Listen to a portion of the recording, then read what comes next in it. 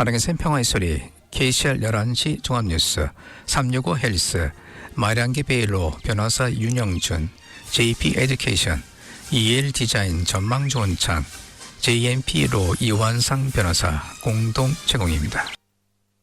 뉴질랜드 뉴스입니다. 크리스퍼 럭슨 총리는 동남아시아 관계 강화를 모색하면서 세계 정세가 불안정하고 불확실하며 복잡하고 모호하다고 설명했습니다. 럭슨 총리는 일주일간의 동남아시아 방문을 마치고 일요일에 돌아왔으며 이 지역에서 정치 및 비즈니스 지도자들을 만났습니다. 총리는 글로벌 긴장과 중동의 긴장이 고조되는 가운데 뉴질랜드가 자신의 가치를 옹호하고 계속해서 외교를 추진하는 것이 중요하다고 말했습니다. 정부는 중동에서의 적대 행위 중단을 촉구하는 입장을 지속적으로 표명해왔다고 럭슨 총리는 말했습니다. 그는 이번 방문은 뉴질랜드의 안보 발전과 경제적 이익의 균형을 맞추는 데 중점을 두었으며 중동 전쟁과 같은 정치적 문제가 그의 임무를 가리지 않았다고 언급했습니다. 럭슨 총리는 우리의 외교 정책 방향이 매우 크게 재설정됐으며 호주와의 관계, 동남아시아 그리고 더 넓은 인도 태평양 지역과의 관계를 우선시하고 있다는 것을 확실히 했다고 지적했습니다. interest.co.nz이 최근 4월 13일에서 19일까지 옥션에 345채의 부동산이 나와 시장이 가을로 접어들면서 주거용 부동산 옥션 활동은 계속 둔화되고 있습니다. 이는 지난주 472채에서 감소한 수치입니다. 여름 세일 시즌이 한창일 때 interest.co.nz에서 모니터링하는 옥션에서 일주일에 500건 이상의 부동산 매물로 나왔기 때문에 가을 옥션 활동으로서는 순조로운 편입니다. 최근 옥션에 붙여진 부동산 중 107개 동이 매매가 이루어져 판매율은 여전히 약하며 전체 판매율은 31%입니다. 판매율이 작년 말에 40%에서 50%인 것에 비해 최근 5주 동안의 판매율은 3분의 1 미만입니다. 판매된 부동산 중 36%만이 공시주택가격 12와 같거나 그보다 높은 가격에 판매됐습니다. 뉴질랜드 부동산 연구소 REINZ에 따르면 주택시장의 활동이 활발해지고 있으며 재고 수준이 높아져 구매자들에게 더 많은 선택권이 제공됩니다. 부동산 가치 변화를 측정하는 REINZ 뉴질랜드 부동산 연구소의 주택가격 지수는 2월 대비 3월 1.2% 하락했으며 오클랜드 지역의 1.9% 하락이 전체 주택가격 하락을 주도했습니다. 전국 중간 가격은 전년도 77만 9천 달러에서 80만 달러로 2.7% 상승했습니다. REINZ의 젠 베어드 CEO는 3월 시장 활동이 매물 재고 건수가 23% 증가하여 활성화됐다고 말했습니다. 베어드는 현재 점점 더 많은 구매자들이 활동하고 있다고 언급했습니다. 부동산 에이전트들은 다양한 구매자 그룹 사이에서 활동을 보고 있으며 첫 주택 구매자와 주택 소유주들이 가장 활동적이었다고 베어드는 말했습니다. 그들은 추운 겨울에도 주택시장 활동이 계속 좋아질 것이라고 낙관했습니다. 뉴질랜드 기업들은 3월 분기에 놀랍게도 농업, 행정 및 서비스 부분에서 11.7%의 일자리를 더 늘릴 것이라고 발표했습니다. 트레이드미의 예상보다 굳건한 일자리 데이터는 공봉 부분에서 광범위한 해고에도 불구하고 나온 것입니다. 트레이드미는 증가한 이민자 수와 인구 증가로 인해 전년 분기 대비 15.4%의 구직 신청 증가율을 보였습니다. 그러나 평균 연봉은 전분기 대비 2.2% 감소한 7만 761달러를 기록했다고 트레이드미는 밝혔습니다. 트레이드미의 매튜 톨리치는 이는 구직 신청의 증가가 고용주가 근로자를 확보하기 위해 더 많은 선택권을 가지고 있고 근로자를 확보하기 위해 그만큼 많은 돈을 들이지 않아도 된다는 것을 의미한다고 말했습니다.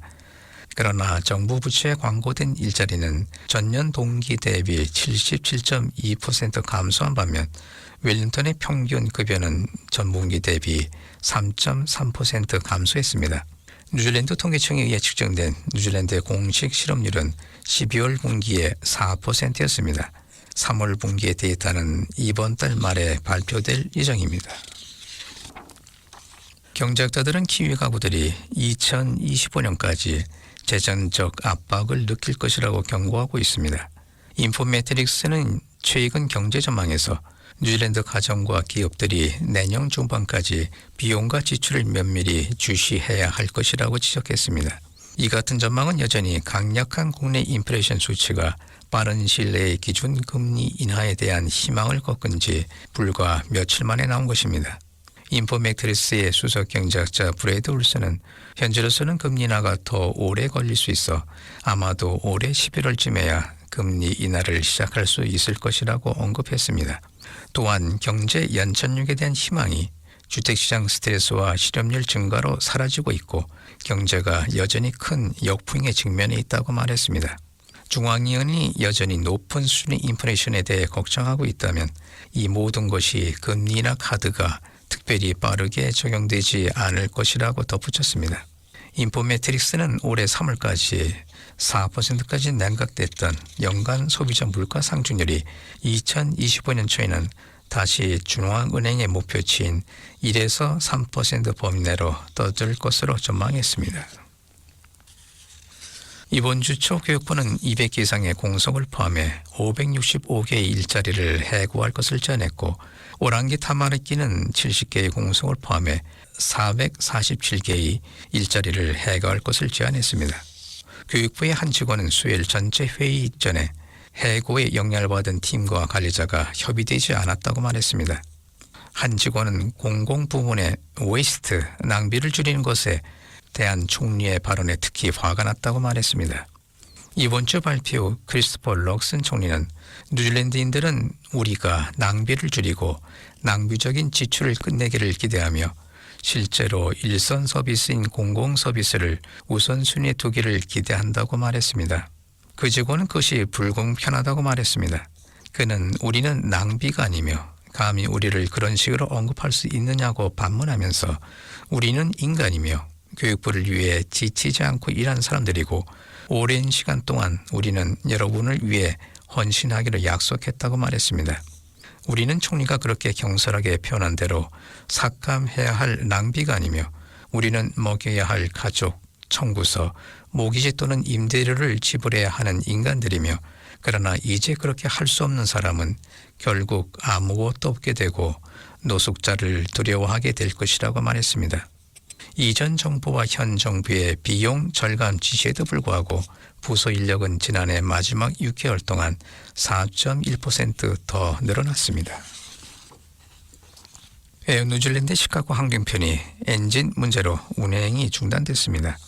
에어 뉴질랜드는 주요 시장에 대한 수요 능력을 늘리고 여름에 인기 있는 몇 개 노선을 다시 도입할 계획이지만 시카고 항공편의 중단을 연장했습니다. 이 항공사는 11월부터 2025년 3월까지 싱가포르, 도쿄, 타이페이행 항공편의 좌석수를 늘릴 것이며 에어 뉴질랜드의 더 큰 777-300 항공기를 도입할 것이라고 밝혔습니다.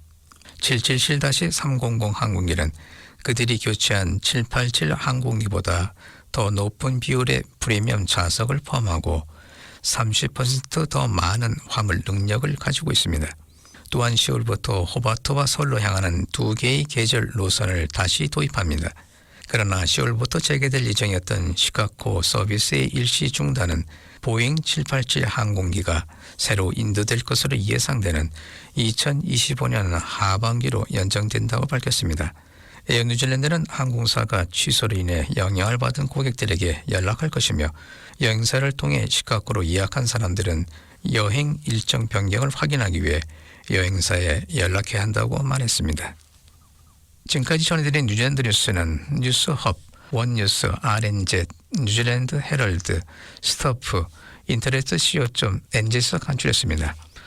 오늘의 환율 정보입니다. 뉴질랜드 달러 대비 원화의 기준 환율은 810원 23전, 한국에서 보낼 때 818원 33전, 한국에서 받을 때 802원 13전입니다.